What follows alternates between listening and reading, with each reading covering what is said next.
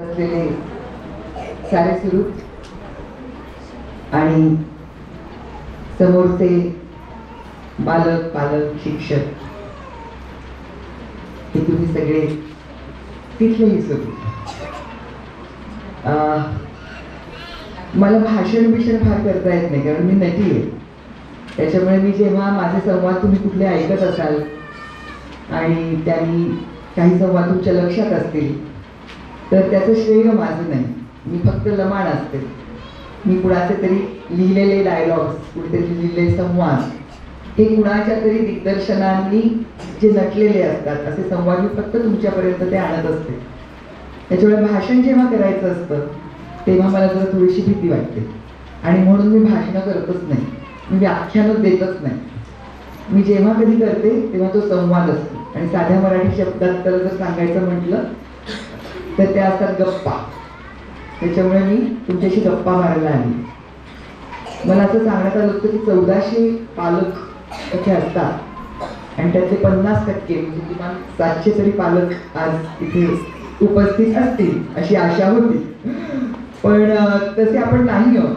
पण त्यांनी काहीच बिघडत नाही कारण मला वाटतं पालकांचा एकमेकांशी संवाद फार उत्तम असतो. त्याच्यामुळे आज जर एका पालकाशी मी जर गप्पा मारल्या तर त्या गप्पा 10 पालकांपर्यंत पोहोचणार आहेत हे मला माहिती आहे. त्याच्यामुळे मी अजिबात खंतावत नाही की माझ्या समोर जरा लोक कमी आहेत असं म्हणून. मी या भाषणाची मुद्दामूनच मी तयारी करत नाही, या गप्पांची मी तयारी करत नाही कारण समोर कोण लोक आहेत हे आपल्याला नेहमी माहिती नसतं. आणि मग तुमच्याबद्दल तर मला माहिती होतं की साधारण शिशुवर्ग ते 4थी पर्यंतच्या मराठी शाळेतल्या मुलांचे पालक आज मला इथे भेटणार आणि मला खूप अभिमान वाटतो आणि मला फार छान वाटतं ह्या पालकांच्या गटाला भेटायला. कारण आत्ता त्यांनी ताजा निर्णय घेतलेला असतो हा की त्यांनी मराठी शाळेमध्ये आपल्या पाल्याला शिकवायचं आहे. हा अत्यंत त्यांनी आपल्या सुजाण पालकत्वाची पहिलीच खूण पटवून दिलेली असते. त्याच्यामुळे अशा लोकांबरोबर गप्पा मारायला मला खूप आवडतात कारण त्यांच्या मनातली सुरक्षितता, असुरक्षितता, थोडीशी हुरहुर, थोडीशी भीती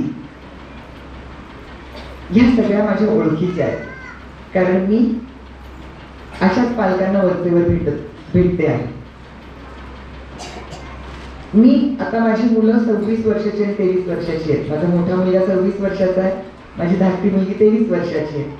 पण जेव्हा माझ्या मुलाला मी मराठी शाळेमध्ये शिकवलं, अर्थात आता मी गप्पा मारते तर त्याच्यात आधी एक डिस्क्लेमर असतो ना, तसं मी सांगते की माझं पालकत्व म्हणजे माझ्या आई वडिलांनी मला कसं वाढवलं आणि मी माझ्या मुलांबरोबर कशी वाढले हे दोन्ही सांगताना तुम्हाला काहीतरी ओळखीच्या खुणा मिळतील आणि त्याच्यातून तुम्हाला काहीतरी सुचेल अशा पद्धतीच्या त्या गप्पा असतील. तर मी जेव्हा माझ्या मुलाला मराठी शाळेत घालायचं असं म्हटलं तर त्याला खूप विरोध झाला. विरोध कशासाठी झाला तर शेजारी पाजारी आणि नातेवाईक बाकीचे यांनी फार विरोध केला की त्यांचं म्हणणं होतं आता जातं कोण मराठी शाळांमध्ये. आता मराठी शाळांमध्ये फक्त ज्यांना आर्थिकदृष्ट्या इंग्रजी शाळा परवडणारच नाहीये अशीच फक्त मुलं येतील. म्हणजे जर थोडंसं वेगळ्या भाषेत किंवा स्पष्ट भाषेत सांगायचं जर झालं तर त्यांचा रोख असा होता की तुमच्याकडे मदतनीस जे येतात, काम करायला जे लोक येतात त्यांची मुलं सोडल्यास आता मराठी शाळांमध्ये कुठल्याच मध्यम वर्गातली सुद्धा मुलं आता येणार नाही. त्याच्यामुळे तुझी मुलं कोणाबरोबर शिकतील ह्याचा तू विचार कर. तर माझं म्हणणं असं होतं की जर आपण पूर्ण देशाचा जर विचार केला तर उच्च मध्यम वर्ग किती असेल, मध्यम वर्ग किती असेल, कनिष्ठ मध्यम वर्ग किती असेल तर कनिष्ठ मध्यम वर्ग हा जास्त. त्याच्यामुळे जर त्या वर्गातल्या मुलांबरोबर जर माझं मूल शिकणार असेल आणि त्याला त्या मानाने जर भारत काय आहे हे कळणार असेल शाळेत शिकतानाच तर काय वावगं होणार आहे. जर माझा मुलगा अत्यंत समृद्ध वातावरणात वाढेल आणि जेव्हा मला असं सांगितलं गेलं झोपडपट्टीतल्या मुलांची भाषा तुझी मुलं बोलू लागतील तेव्हा मी म्हटलं की मराठीच असेल एक तर. दुसरी गोष्ट अशी की माझी मुलं ती भाषा शिकतील, माझ्या मुलांची भाषा ती मुलं शिकतील. ही देवाणघेवाण ही समाजात होत राहणं हे सतत फार आवश्यक असतं. माझ्या घरातले संस्कार हे, माझ्या घरातला धर्म आहे, माझ्या घरात हेच चालतं, माझ्या घरात मी हेच खातो असं म्हणत जर आपण बसलो आणि फक्त तशाच दोघांची आपण फक्त ओळख करून घेत राहिलो, त्याच समाजात आपण वागत राहिलो तर कसं चालेल ना. जग तसं नाहीये जसं तुमचं घर आहे. जग खूप मोठं आहे आणि आपण ज्या संस्कृतीची भलामण करतो त्या संस्कृतीमधलंच म्हणणं असं आहे की वसुधैव कुटुंबकम, अयम निजः परोवेती गणना लघुचेतसा उदारचरितानां तु वसुधैव कुटुंबकम. म्हणजे काय, हे माझं, हे तुझं, हे म्हणणारे जो लोक असतात ते कोत्या मनोवृत्तीचे असतात. खरी माणसं कोण, आपला प्रवास कुठपर्यंत जायचा आहे आपल्याला, तर ही वसुधा, हे अख्खं जग, हे विश्वची माझे घर असं वाटलं पाहिजे. असं तुम्ही सुभाषिका तुम्ही ही शिकणार, कारण ती 100 मार्काला संस्कृत परीक्षा असली, संस्कृत विषय घेतला की बरा पडतो, त्याच्यात पैकीच्या पैकी गणितासारखे मार्क मिळतात. पण ते आचरणात कधी येणार, ते आचरणात कधी येणार, तर त्याच्यामुळे जर तुमची मुलं मराठी शाळेमध्ये जिथे सर्व वर्गातली मुलं येतात अशा ठिकाणी जर शिकणार असतील तर मला वाटतं तुमचा पहिला धडा जगण्याचा हा इथेच फार पक्का होतो. आणि म्हणून सर्व पालकांसाठी, सुजाण पालकांसाठी ज्यांनी आपली मुलं मराठी शाळेत दाखल केलेली आहेत त्या सगळ्यांना माझं मनपूर्वक वंदन. आणि मी त्यांना एक खात्री देऊ इच्छिते की तुम्ही अत्यंत योग्य मार्गावरती आपलं पाऊल टाकलेलं आहे आणि तुमच्या मुलाचा विकास आणि तुमच्या मुलाची समृद्धी ह्याच्या आड आता काहीच येऊ शकत नाही. मी माझ्या मुलांना शाळेत घातलं आणि खरंच जसं लोक म्हणाले त्याप्रमाणे शाळेतलं थोडंसं वातावरण होतं. नाशिक सारखं शहर, पुण्यासारखं शहर, इथे अजूनही काही लोक असे आहेत की डॉक्टर्स, इंजिनियर्स, आता आपल्यासाठी हेच असतात की डॉक्टर्स, इंजिनियर्स म्हणजे महनीय व्यक्ती आपल्या समाजातल्या, तर त्यांची मुलं अजूनही मराठी शाळांमध्ये जातात. पण मुंबईसारख्या शहरामध्ये असं अजिबातच घडत नाही, कारण त्यांचं ठरलेलं असतं की ते डॉक्टर्स, इंजिनियर्स असतील तर त्यांची मुलं तेच होणार. अगदीच नाही तर कॉर्पोरेट वर्ल्डमध्ये त्या नोकऱ्या त्यांना मिळाव्यात, त्याच्यामुळे त्यांचं भविष्य सिक्युअर करण्याच्या दृष्टिकोनातून सगळे लोक आपल्या मुलांना इंग्रजी शाळांमध्येच धाडतात. त्याच्यामध्ये सुद्धा त्या इंग्रजी शाळांमध्ये SSC इंग्रजी शाळांमध्ये कल कमी आहे. जो सगळा कल आहे तो इंटरनॅशनल बोर्ड किंवा CBSE. आणि म्हणजे आता त्याची तर इतकी मजा आहे की आपल्या सरकारला सुद्धा SSC वरती फारसा विश्वास राहिलेला नाही, कारण त्यांनी मुंबई महानगरपालिकेच्या ज्या शाळा आहेत त्या सर्व शाळा, त्याच्यामध्ये मराठी शाळा ज्या आहेत तिथे उत्तम शिक्षक असतात, कारण त्या शिक्षकांची तेवढं शिक्षण झालेलंच असलं पाहिजे, तेवढी त्यांची पात्रता असलीच पाहिजे. MA झालेले लोक तिथे शिक्षक म्हणून रुजू होतात, सरकारी नोकरी असते तिथे ते रुजू होतात. पण तिकडे मराठी शाळांमध्ये पट कमी आहे. ह्या कारणासाठी त्या मराठी शाळा सर्व बंद करून किंवा एकच वर्ग चालू ठेवून त्या सर्व शाळा ह्या इंग्रजी माध्यमात मुंबई पब्लिक स्कूल अशा नावाने खूप छान रंगरंगोटी करून, जिथे आमच्या मुलांना बिचारांना मराठी शाळांमधल्या शूचा वास येतोय अशा त्यांच्या टॉयलेट ब्लॉक्स त्यांचे असायचे आणि अत्यंत पाणी नसलेले किंवा कधीतरीच पाणी येणारे असे ब्लॉक्स असायचे, तिकडे आता मात्र टाक्या बांधल्या गेल्यात. खूप सुंदर रंगरंगोटी त्या शाळांची झालेली आहे आणि तिकडे आता CBSE हे बोर्ड तिथे आहे आणि इंग्रजी शाळा आहेत. आणि त्याच्यावरती जे मागचे मंत्री होते त्यांचं म्हणणं असं होतं की नाही आता ना आम्हाला वॉचमन येऊन आम्हाला सांगतो की बघा तुमच्यामुळे आमच्या मुलांना फुकटात इंग्रजी शिकायला मिळतंय आणि हा खूप मोठा विकास आहे. पण याच्या मागे होतं काय माहितीये का, CBSE बोर्डाची पुस्तकं भरपूर असतात, प्रत्येक विषयाची 3-3 पुस्तकं अशी पुस्तकं असतात. ट्युशन फीज माफ केलेल्या आहेत, पण पुस्तकं ही विकत घ्यावीच लागतात, वर्कशीट विकत घ्यावीच लागतात. SSC बोर्डाचा जो आपल्या मातीशी, आपल्या भवतालाशी नातं सांगणारा जो अभ्यासक्रम होता, तो अभ्यासक्रम नाकारून आपण जेव्हा CBSEचा अभ्यासक्रम आपल्या मुलांना शिकवायला बघतोय तोही इंग्रजी भाषेमध्ये, त्यावेळेला तो शाळेतल्या तेवढ्या लिमिटेड तासांमध्ये त्या मुलांना कळत नाही.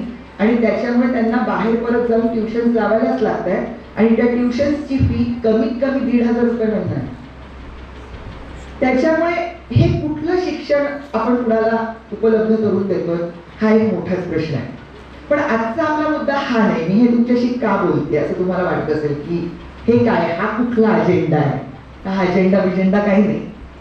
मराठी पालकांना असे प्रश्न वारंवार प्रत्येक पावलावरती विचारले जातात की अहो काय केलं तुम्ही मराठी शाळेत मुलांना घालून. आता नगरपालिकेच्या शाळा सुद्धा, महानगरपालिकांच्या शाळा सुद्धा इंग्रजी झाल्या आणि तिकडे फुकट इंग्रजी शिकायला मिळत असताना तुम्ही का बरं तुमच्या मुलाला मराठी शाळांमध्ये घालताय, असं जेव्हा तुम्हाला पदोपदी विचारलं जाईल तेव्हा तुम्हाला ह्या सर्व गोष्टी, ही सगळी वस्तुस्थिती आणि परिस्थिती ही माहिती असली पाहिजे. म्हणून हा पहिल्यांदा फक्त विषय काढला.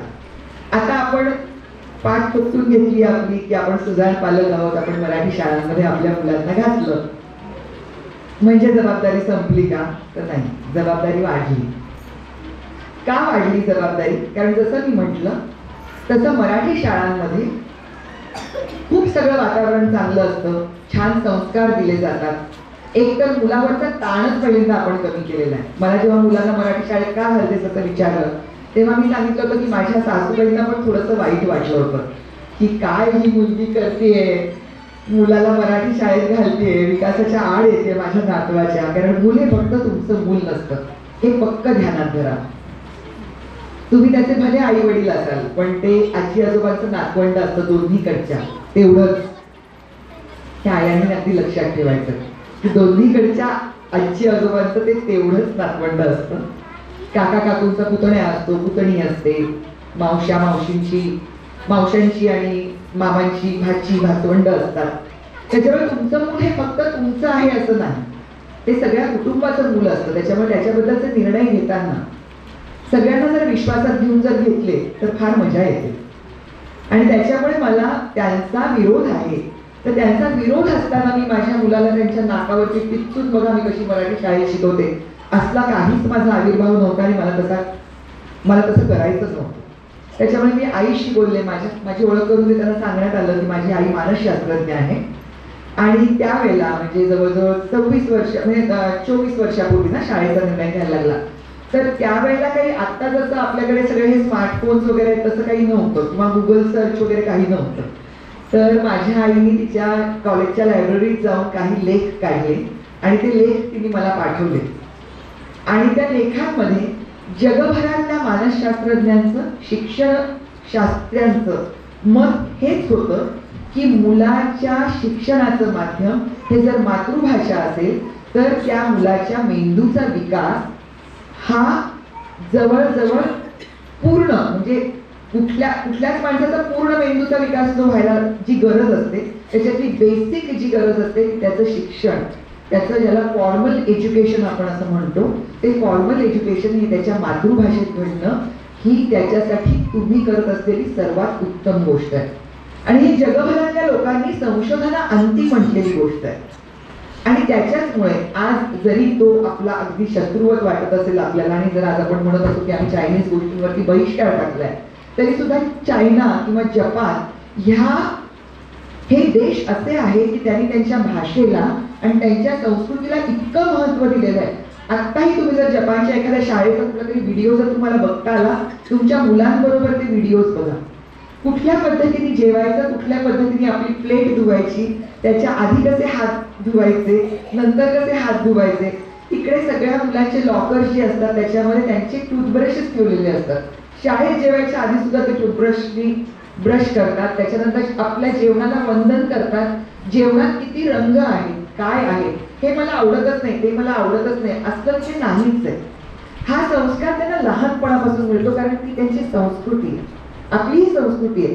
पण आपल्या संस्कृतीमध्ये आपण काय केलंय, आपण सगळा भर कशावरती देतोय की आपण श्लोक म्हणतोय का, आपण दिवा कुठल्या वेळेला लावतोय, कुठल्या दिशेला लावतोय, कुठल्या दिशेला डोकं करतोय, कुठल्या दिशेला पाय करतोय, हे करत करत करत करत जे खरंच मुद्द्याच्या गोष्टी आहेत ना त्या कुठेतरी आपल्या हरवून जात आहेत. ह्या गोष्टी तुम्ही करा, त्याच्याबद्दल काही वादच नाही. पण त्याचबरोबर आपल्या संस्कृतीतल्या ज्या छान छान गोष्टी आहेत, ज्या आपल्या आजीपासून आजोबांपासून आपल्याला सांगत आलेल्या आहेत, त्या आपण आपल्या मुलांपर्यंत जर पोचवायच्या असतील तर टाकायचं मुलाला इंग्लिश मीडियममध्ये आणि नंतर घरामध्ये सारखं त्याच्या मागे लागायचं की नाही ते नाही आपलं आपलं हे आहे. त्याच्यामुळे तुम्ही तुमच्या मुलाच्या मनामध्ये इतकी दुःख निर्माण करता त्याला कळतच नाही की काय ऐकायचं नेमकं. तर हा प्रश्न आपण बऱ्यापैकी सोडवलाय, कारण आपण मराठी शाळेमध्ये मुलाला घातलेलं आहे आणि सगळे ज्या गोष्टी आपण आपल्या घरात साजऱ्या करतो त्या तुमच्या शाळा पण साजऱ्या करतात आणि त्याच्यातून ह्या गोष्टी त्यांना कळत आहेत. आपल्या संस्कृतीतली आणखीन एक गोष्ट आहे, तर मी माझ्याबद्दल पहिल्यांदा सांगत होते की मी माझ्या सासूबाईंशी बोलले आणि मी त्यांना सांगितलं की ह्या गोष्टीसाठी मला माझ्या मुलांना शाळेत घालायचं आहे मराठी. दुसरी गोष्ट अशी झाली की माझ्या आणि सुमितमध्ये असं होतं की सुमित राघवन तुमच्यापैकी बऱ्याच लोकांना माहिती असेल, तुम्ही त्याच्या सिरियल्स बघितल्या असतील, तर तो काम करत होता तेव्हा हिंदीत त्याला काम मिळत होतं. त्याच्यामुळे घरासाठी लागणारे पैसे त्यांनी कमवायचे आणि मी, कारण मला मुलांना वाटताना बघायचं तो मला घरी थांबायचं. माझ्यासाठी माझ्या मुलाला किती ते आवश्यक होतं घरी आई असणं हे मला माहिती नाही, पण माझ्यासाठी मला ते खूप आवश्यक होतं की मला माझ्या मुलाबरोबर वाढायचं होतं. कारण आपल्याकडे मूल जन्मत तेव्हा आपण काय म्हणतो बाळ झालं, पण जेव्हा बाळ होतं ना तेव्हा आपण आई बाबा होतो. त्याच्यामुळे आई बाबा म्हणून आपलाही तेव्हाच जन्म झालेला असतो, त्याच्या आधी आपण आई बाबा नसतो. त्याच्यामुळे मला माझ्या मुलाबरोबर वाढायचं होतं. हे वेगळं नवीन जे जीवन आहे ते मला बघायचं होतं. पण मी घरी बसलेली आहे म्हणून मी पूर्णपणे एकल पालक होते का तर नाही. माझ्या नवऱ्याच्या मताने त्याच्या मदतीनेच मी माझी मुलं वाढवली. 27व्या दिवशी सुमितनी माझ्या मुलाला पायावरती घालून तेल लावून आंघोळ घातली होती, कारण माझी पाठ दुखायला सुरुवात झाली होती. माझ्या मुलाला कधीही मालिशवाल्या बाईने आंघोळ नाही घातली, कारण मला ती गोष्ट स्वतः शिकायची होती आणि स्वतः करायची होती. तर ह्या गोष्टी, हे पालकत्व आम्ही असं सुरू केलेलं होतं. त्याच्यामध्ये असं झालं होतं की शिक्षणाचा मात्र निर्णय असा घ्यायला लागणार आहे की जे मला जास्त उजवं वाटेल किंवा सोपं वाटेल किंवा सहज वाटेल त्या माध्यमात मला मुलाला शिकवायचंय. सहज म्हणजे सोपं नाही, सहज याचा अर्थ जे स्वाभाविक आहे अशा पद्धतीने. तर मला असं वाटतं की आपल्या मुलांनी आपल्या मातृभाषेत आणि आपल्या परिसर भाषेत, म्हणजे असं नाही की माझी मातृभाषा मराठी आहे, माझ्या मुलाची मातृभाषा मराठी आहे, पण आम्ही तामिळनाडूत जर स्थायिक झालेलो असतो तर मी कदाचित म्हटलं असतं की त्यांनी तमिळमध्ये शिकावं, कारण त्याची परिसर भाषा अगदीच वेगळी होती. पण माझी मातृभाषा आणि परिसर भाषा जर एकच आहे तर का म्हणून माझ्या मुलांनी दुसऱ्या माध्यमात शिकावं? माझी मातृभाषा फार सुंदर आणि समृद्ध आहे आणि तशीच माझी परिसर भाषा आहे. हो, माझ्या परिसर भाषेमध्ये काही आणीबाणी योनी म्हणणारे लोक असतील आणि माझ्या घरातले म्हटलं जात नसेल, किंवा मुंबईमधल्या मराठीवरती तर अत्यंत सुंदर गुजराती संकर आहे. खूप गुजराती शब्द मराठी असल्यासारखे मुंबईच्या मराठीमध्ये वापरले जातात. म्हणजे कितीतरी मुली आता तुम्ही बघाल त्यांना ऐकताना की मी आलेली, मी गेलेली, मी बोललेली तुला असं म्हणतात. ते अशुद्ध नाहीये मराठी, ते मराठी अशुद्ध नव्हे, ते एक, तो मराठीचा एक बाज आहे. आणि त्याच्यामुळे मग मराठी शाळा मुलांसाठी ठरली आणि नीरज शाळेत जायला लागला.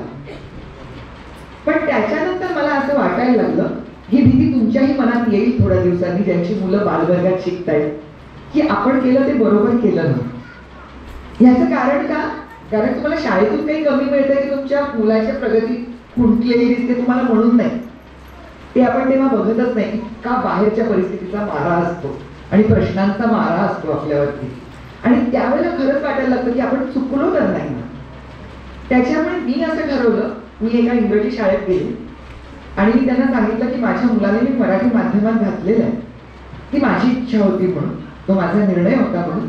आणि मला असं वाटलं की तो शास्त्रशुद्धही आहे, भावनिक जास्त होता पण शास्त्रशुद्ध पण होता.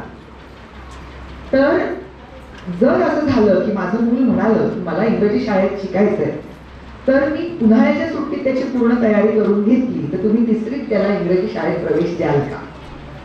आणि त्या शाळेनी अत्यंत, तेव्हा माझी सिरियल चालू होती त्याच्यामुळे जरा मी थोडीशी पॉप्युलर होते. सिरियलचं हे एक बरं असतं, जेव्हा मालिका चालू असते तेव्हा तुम्हाला सगळे लोक ओळखत असतात. 4 वर्षांनी ती सगळेजण विसरून जातात, ती गोष्ट वेगळी. पण त्यावेळेला सिरियल चालू होती, त्या मला ओळखत होत्या आणि त्या म्हणाल्या की अगदी चालेल, पण आम्ही त्याची एक छोटीशी परीक्षा घेऊ की त्याला उत्तीर्ण व्हावी लागेल, पण त्याची मी तुम्हाला खात्री देते तेवढी मेहनत तोही घेईल, मीही घेईन जर त्याचा तो निर्णय बदललेला असेल तर. आणि मी नीरजकडे गेले. माझ्या मुलाचं नाव नीरज, नीरद म्हणजे जो नीर देतो, म्हणजे ढग, मेघ. तर त्याच्याशी मी बोलले आणि मी त्याला म्हटलं की नीरज, तुझं नाव ठेवणं आणि शाळेचं तुझ्यासाठी माध्यम ठरवणं ह्या पलीकडे कुठलेच निर्णय मी आतापर्यंत तुला न विचारता घेतलेले नाही आणि पुढेही घेणार नाही.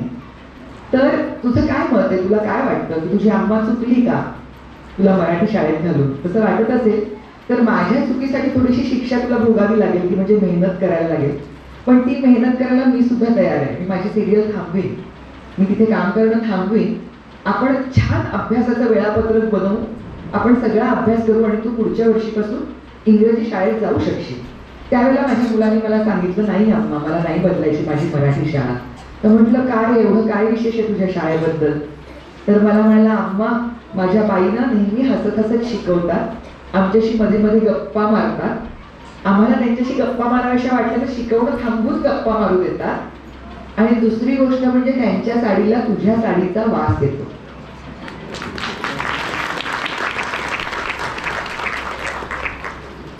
मला तर कितीदा चुकून ना मी वही घेऊन बाईंकडे जातो ना, त्यांना त्याला चुकून मी मावशीच म्हणतो आणि तरी त्या रागवत नाही.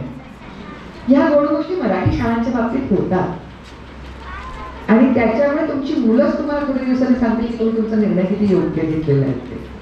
कारण ही मुलं अशी छान खेळतायत, हसतायत, इथे येत आहेत, 3 दिवसात एक नाच बसवतायत आपल्या बाईंबरोबर आणि तो इथे करतायत. त्यांना किती मऊ झाली असेल, कष्ट पडले असतील का? खूप पडले असतील, खूप प्रॅक्टिस केली असेल मुलींनी, तेवढीच प्रॅक्टिस शिक्षकांनी पण केली असेल.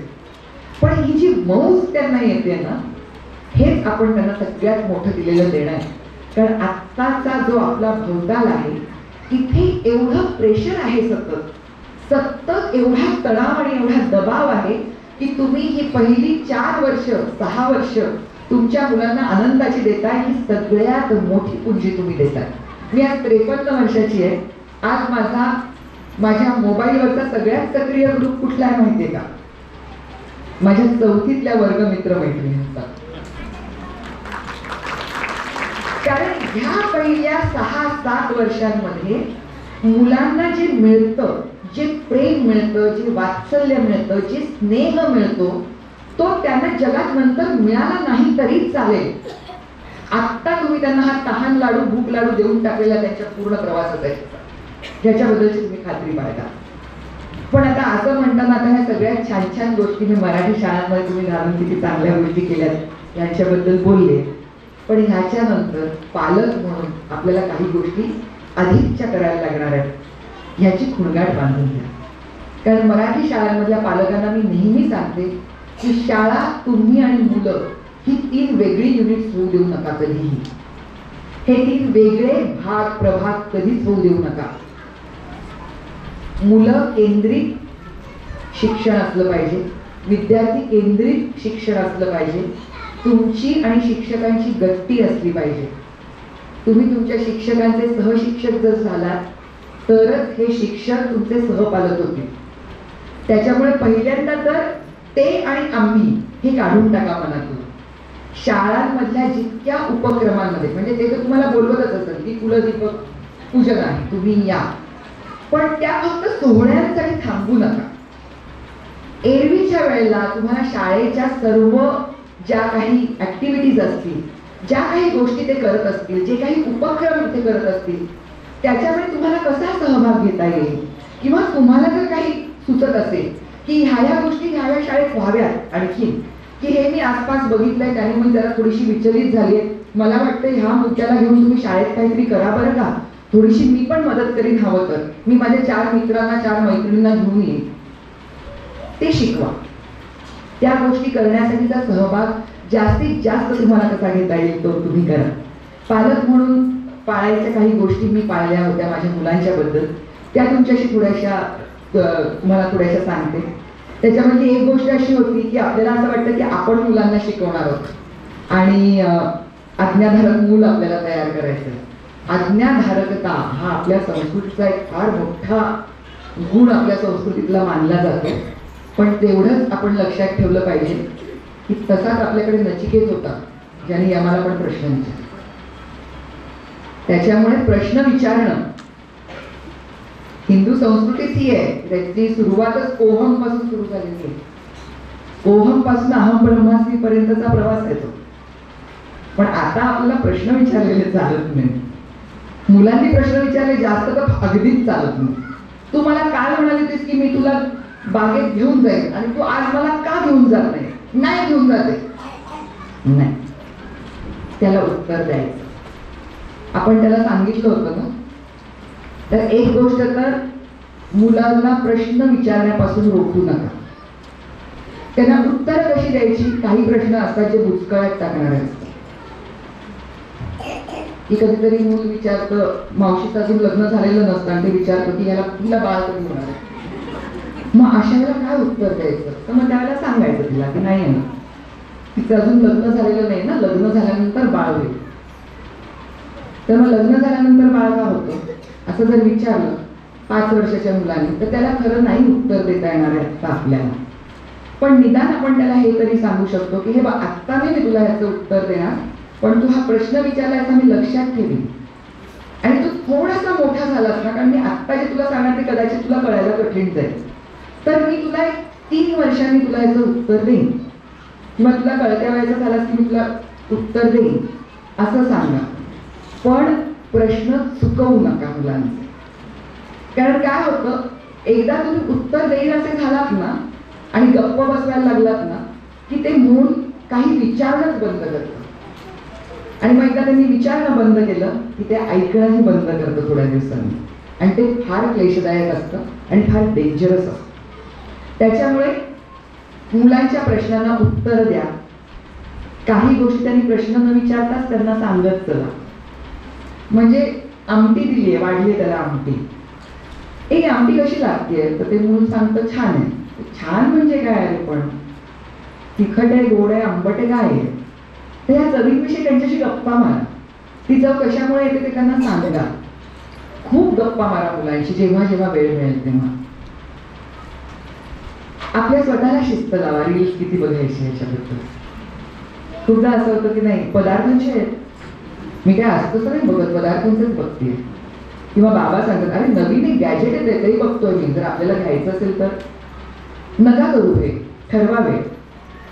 आपलं वेळापत्रक ठरवा. आपल्याला खूप इच्छा असते की मुलांचं वेळापत्रक, आणि त्याच्यासाठी शिक्षक सांगतात की तुमच्या मुलाला लवकर झोपवा, लवकर उठवा.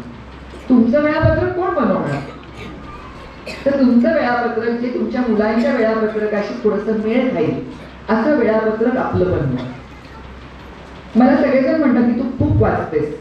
म्हणजे मी गाडी चालवायला शिकले नाही आयुष्यात, आणि त्याच्यासाठी मी नेहमी हे कारण पुढे केलं की प्रवासाचा वेळ हा माझा वाचनाचा वेळ असतो. खरं तर आळस आहे त्याच्या मागणी, भीती आहे माझ्या मनातली, पण तरी सुद्धा हेही खरं आहे की मला पुस्तकं वाचायला खूप आवडतात. तर सगळेजण मला विचारतात की हे वाचनाचं वेळ लागलं कसं, किंवा मुलांना वाचायला लावायचं कसं.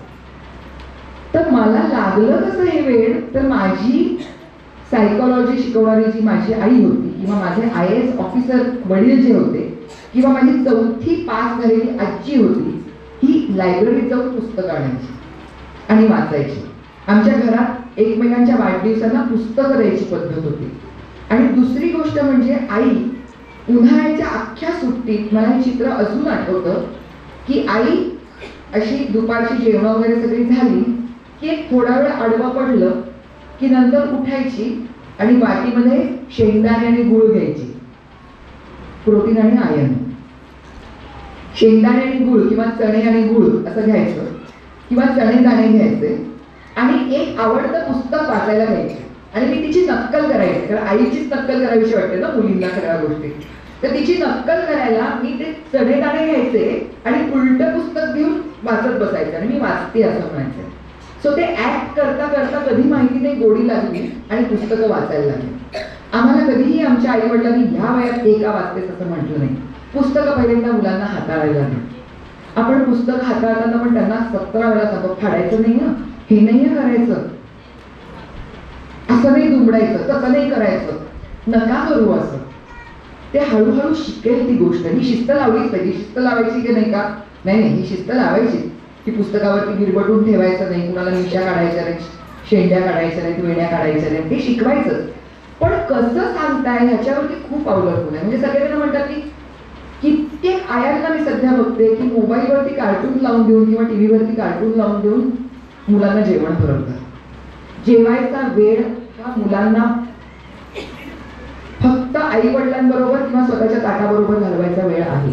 मी माझ्या मुलांना छान ताटामध्ये सुंदर ताट, त्याच्यामध्ये जर गाजराची कोशिंबीर असेल तर बटाट्याची भाजी करायची, कारण ती रंगसंगती छान दिसली पाहिजे.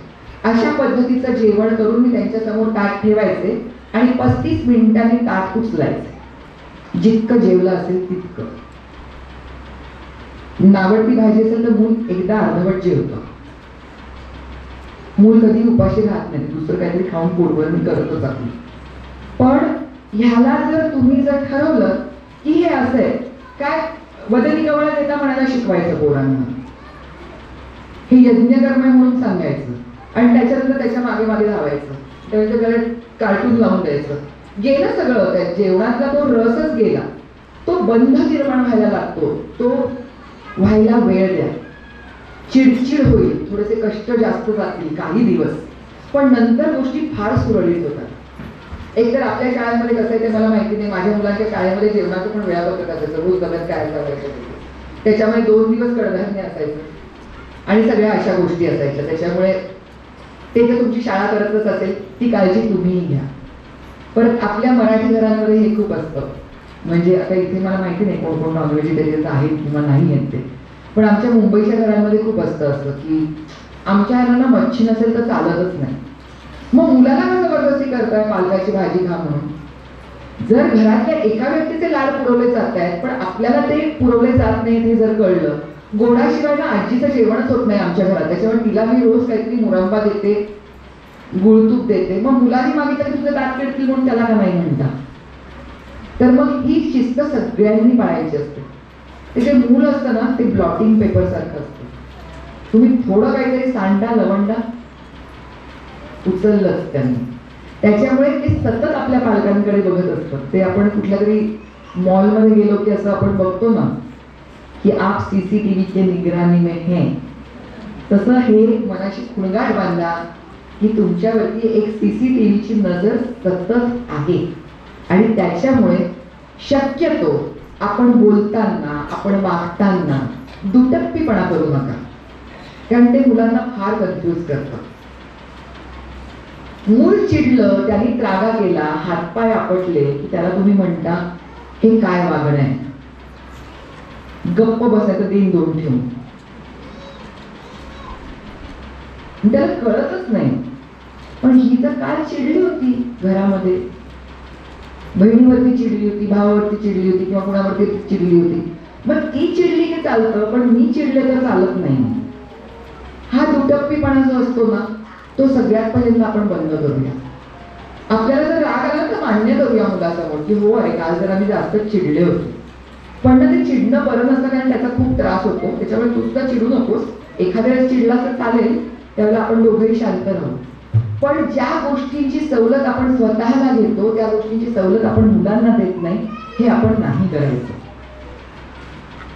सवलत जर असेल तर ती दोघांना असावी, जर नसेल तर ती कुणालाही. वाचन याच्याबद्दल परवा दिवशी खूप छान कोट ऐकला मी. तो असा आहे की तुम्ही जर वाचत नसाल तर तुमच्यामध्ये आणि निरक्षर लोकांमध्ये काही फरक नाही. म्हणजे तुम्हाला वाचता येतंय, तुम्हाला अक्षर ओळख आहे, पण जर तुम्ही वाचणार नसाल तर तुम्ही खरंच वाचणार नाही. पुस्तकांची जितकी गोडी मुलांना लावाल तितका त्यांचा स्क्रीन टाइम कमी होईल. आपल्याला नाही म्हणायला, आपल्यालाच काय सगळ्यांना एखाद्या गोष्टीला नाही म्हणायचं याच्यात एक सेन्स ऑफ पॉवर असतो. माझ्याकडे ती ताकद आहे मला नाही म्हणायची. पण हो म्हणण्यामध्ये ना फार मोठी सकारात्मकता असते. त्याच्यामुळे जर तुम्हाला असं म्हणायचं की मजा तुम्हीही घ्या. पालकत्व म्हणजे सारखं जागरूक राहून सतत कर्तव्यदक्ष राहून काहीतरी करत राहणं असं नसतं. तुम्हालाही पूर्ण अधिकार आहे थोडंसं रिलॅक्स व्हायचा, थोडासा चुकायचा, थोडासा आराम करायचा, थोडासा आळस करायचा. ते सगळं करून सुद्धा जितकं सहज जगता येईल मुलांबरोबर तितकं जगा. पालकत्वाच्या जबाबदारीचं ओझं घेण्यापेक्षा मुलांबरोबरच्या सहजीवनाचा आनंद घेणार असाल ना तर ते पालकत्व जास्त चांगलं होईल आणि हेच तुम्ही करावं अशी माझी अपेक्षा आहे. कधीतरी एकदा एखाद दिवशी मजा म्हणून करून बघा. याच्यामध्ये आपण आपल्या आईवडिलांना दोष देतोय असं नाही, पण मला माझी आई कुठली तरी गोष्ट मला करण्यापासून कुठल्या रोखलं होतं तेव्हा मला काय वाईट वाटलं होतं. तर पालक म्हणून माझ्या आईवडिलांनी काय गोष्टी थोड्याशा चुकीच्या केल्यात असं मला आज वाटतंय, त्या गोष्टींची एक छोटीशी यादी करा. त्या गोष्टी आपल्या पाल्याच्या बाबतीत कधीच करू नका. आणि ज्या गोष्टी तुमच्या आई वडिलांनी तुमच्यासाठी फार सुंदर केल्या असं वाटत असेल त्या गोष्टी आवर्जून आपल्या पाल्यांसाठी करा. हे छोटे छोटे एक्सरसाइजेस जे आहेत ते मी माझ्या संदर्भात केलेले आहेत, मी माझ्या मुलांच्या बाबतीत केलेले आहेत आणि मला त्याची खूप मजा आली. म्हणजे मला असं झालं होतं की आपण सगळं असं म्हणतो ना की या घरातलं सगळं जे काय ते मुलांनाच देणार आहोत नंतर, असं आपण खूपदा म्हणतो की माझे दागिने तर काय सुनेलाच जाणार आहेत, माझ्या मुलीलाच जाणार आहेत असं म्हणत असतं. तसेच आपल्याकडे ना खूप आपल्याकडे गाणी नसतात, आपल्याकडे खूप कविता असतात ज्या आपण तेव्हा म्हटल्या होत्या, तेव्हा आपल्या रेडिओवर लागत होत्या, त्याचा कुठेच नाहीये. ह्या मिळवता आल्या तर मिळवा, त्या आपल्या मुलांना द्या.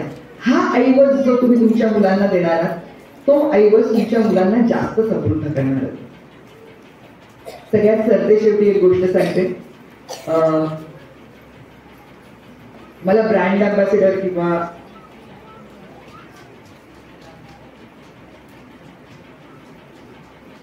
ही सूचना कोणाची, ही सूचना तुमची होती का? अच्छा, त्यांना फारच मी कृतज्ञ अशी किंवा थँकलेस पाहिजे असेल असं वाटलं, कारण मी म्हणणारच होते नंतर.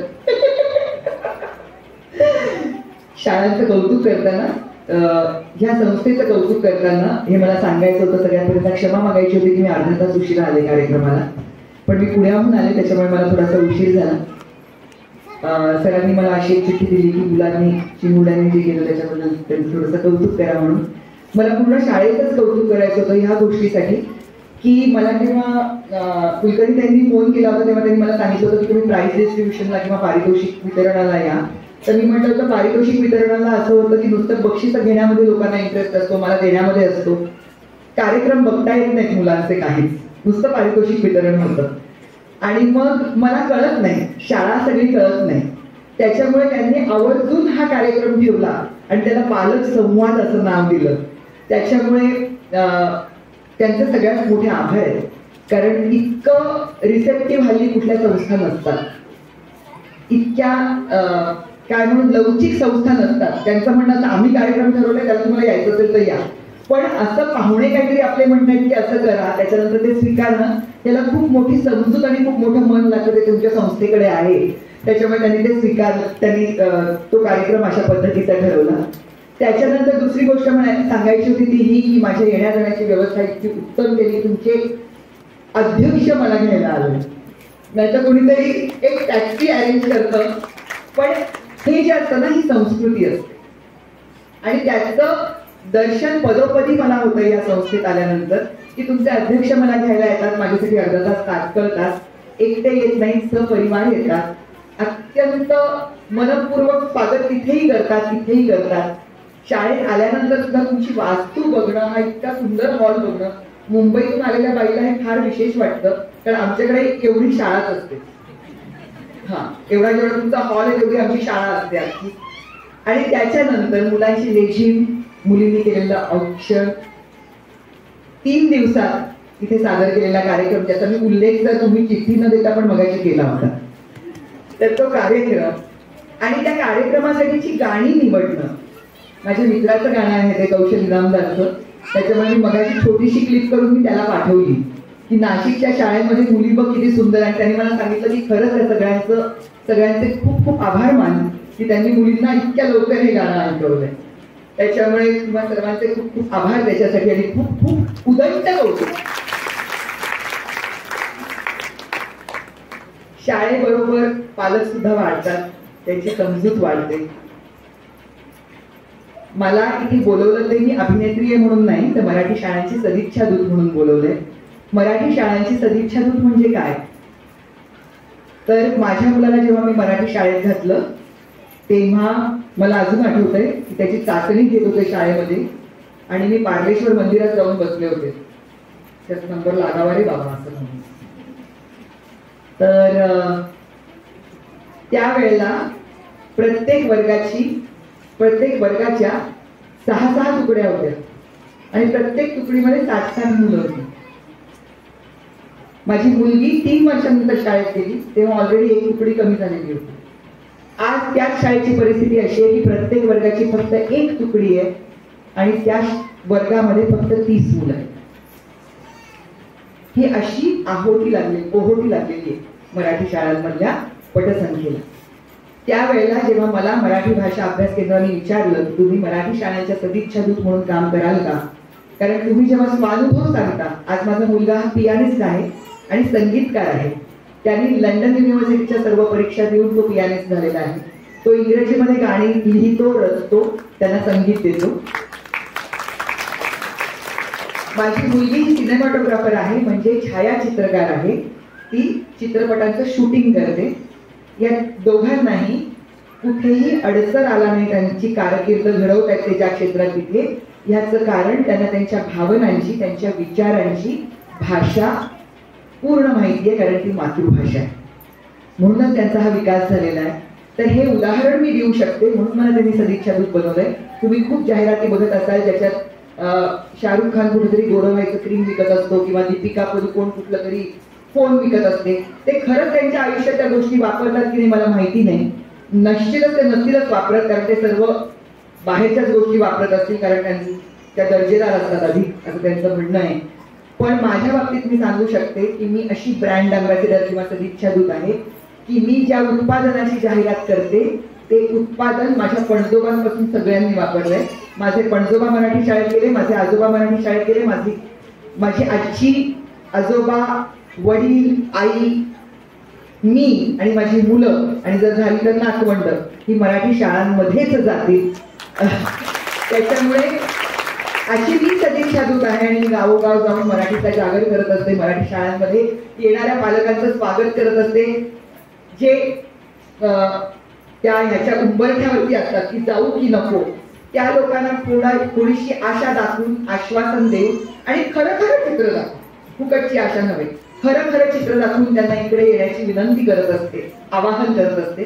तर हे जे काम मी करते, मला असं वाटतं की ह्या शाळेत शिकणारा प्रत्येक विद्यार्थी आणि त्या विद्यार्थ्याचे सर्व पालक ह्यांनी आता सदिच्छा दूत होण्याची गरज आहे. कारण आज मी सदिच्छा दूत आहे, 10 वर्षांनी मी कदाचित नसेल, 10 पण नाही मला माहिती. पण आपला जो कळप आहे, हा कळप मोठा होत असा एक समाज निर्माण झाला पाहिजे की जो मराठी शाळांच्या मागे अत्यंत ठामपणे उभा आहे. मी हीच तुमच्याकडून सर्वांकडून अपेक्षा करते.